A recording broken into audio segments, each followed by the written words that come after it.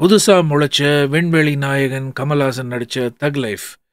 First of all Pammal K சம்பந்தத்தில் எப்படி கேவை கமல் சொல்ல மாட்டாரோ அதே மாதிரி நாயகன்ற வார்த்தையை உங்கள் மைண்டில் இருந்து ரத்தத்தில் இருந்து தூர கடாசி எறிஞ்சிட்டு படத்தை பார்க்க ஆரம்பிங்க.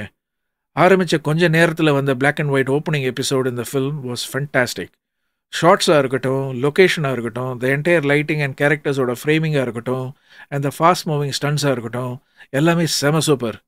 ஸ்பெஷலி கமலோட மீசை இல்லாத அந்த ஃபர்ஸ்ட் ஷாட், இதுதான்டா கேங்ஸ்டர் தலைவனோட கெத்தான லுக்குன்னு விசில் மொமெண்ட்டாக இருக்கும். நாட் ஓன்லி தட், மணி சாரோட பிரில்லியன்ட் ஐடியான்னு கூட சொல்லுவேன் to have chosen to make it in Black and white. ஏன்னா கமல் அண்ட் நாசர்லாம் நல்லாவே எங்கே இருக்கிற ஃபீல் கொடுத்தது. Of course they must have use some technical deaging touches, but it really work well. ஒரே ஒரு இடத்துல மட்டும் கமலோட பல்லு திடீர்னு ஏஐ சேஷ்டா பண்ண மாதிரி இருந்தது. அதை எப்படி விட்டாங்கன்னு இருந்தது. Black அண்ட் ஒயிட் ஸ்டன்ட் சீன்ஸுக்கு நடுவில் சின்ன பையனான சிம்புவோட அப்பா நியூஸ் பேப்பர் போடுறவர், அவரை கமல் கேங் தெரியாமல் போலீஸ்னு நினச்சி சுட்டுறாங்க. சிம்புவை கமல் காப்பாற்றி தூக்கிட்டு வந்துடுறாரு. பட் சின்ன சிம்புவோட தங்கச்சி பிரிஞ்சு எங்கேயோ போயிடுவாங்க. இப்படி சூப்பராக ஒரு வைட் ஓப்பன் ஸ்டோரியாக ட்விஸ்ட் அண்ட் பில்டப்ஸ்லாம் நிறைய இருக்க போதுன்னு நம்மளை டெஃபினட்டாக எழுந்து உட்கார வைக்கும்.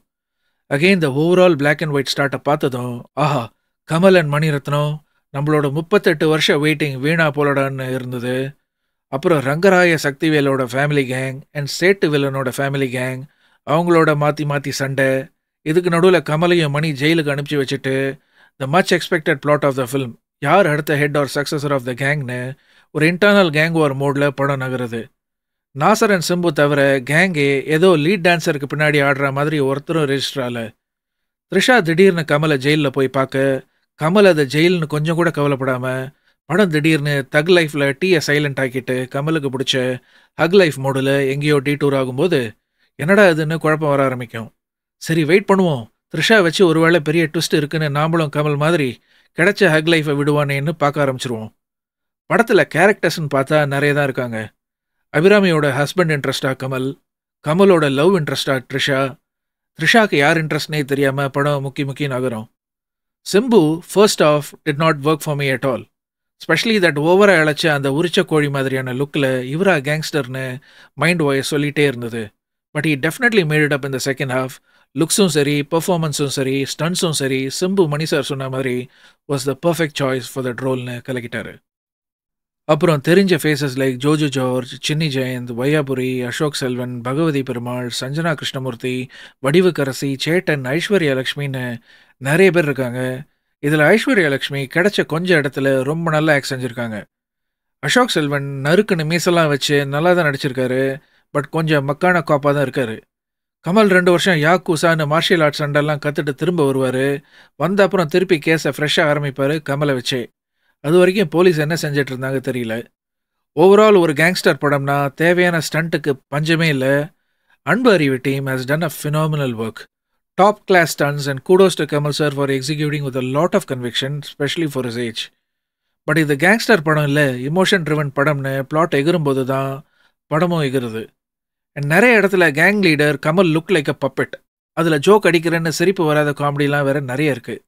The overall brilliance of the film is in the complete hands of Ravi K. Chandran, Anbu அறிவோட stunt team, editor Sreekar Prasad and AR Rahman சாரோட மியூசிக்.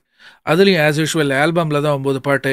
ஆஹா, ஃபுல் மீல்ஸ் நினச்சா ஆஸ் யூஷுவல் மணி சார் சாங்ஸ்லாம் காக்காக்கி வைக்கிற மாதிரி கொஞ்சம் தான் வரும்னு கதற விட்டுட்டாரு. படம் முடிஞ்ச உடனே விவேக் சார் டைலாக், யாருமே வராத கடைக்கு ஏன்டா இப்படி டீ ஆத்துற காமெடி தான் நினைவுக்கு வந்தது.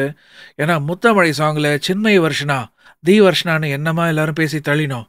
எல்லாமே காக்கா உஷ். ரஹ்மான் சாரும் படம் பார்த்துட்டு நீங்கள் பாட்டு வைக்கலைன்னா என்ன, விண்வெளி நாயகா அண்ட் 2 5 வண்ண பூவே இருக்கே, நான் ரொப்பிடுறேன் பாருங்கன்னு சைக்கிள் கேப்பில் அங்கங்கே நுழைச்சி விட்டுட்டாரு.